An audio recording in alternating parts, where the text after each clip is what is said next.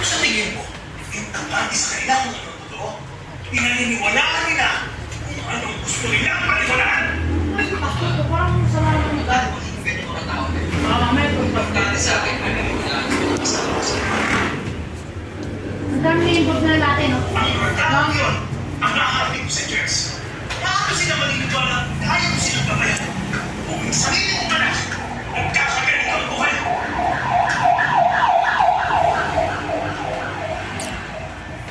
Umalag kayo sa komunikasyon ninyo. Magpaliwanag kayo. Kailangan mag-uwi.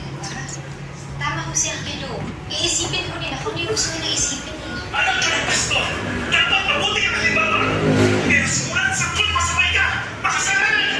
Hindi ko ba iniisip na lahat na nangyayari ito ay dahil sa'yo, tinapakasahan ka ng Diyos!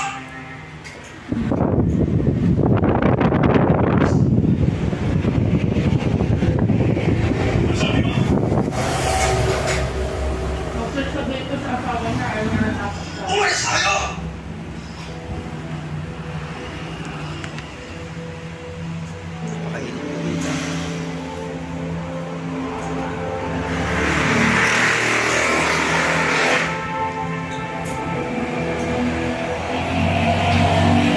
Ikaw ba na ayaw natapos ka?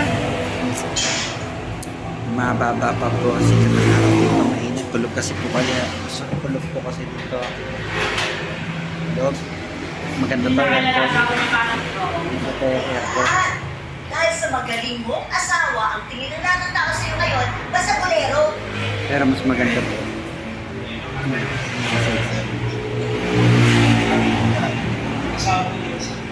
Eh ikaw, paano kung ikaw nasaktan? Mas normal. Mas normal po ang pinapapawisan. Alam mo, pasmado talaga yung bibig ng asawa mo. Hindi mo kaya yung dami ko. Mas normal din po ang aircon.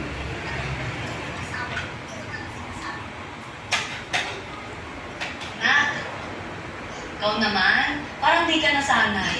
Eh, alam mo naman yung lola mo, di ba?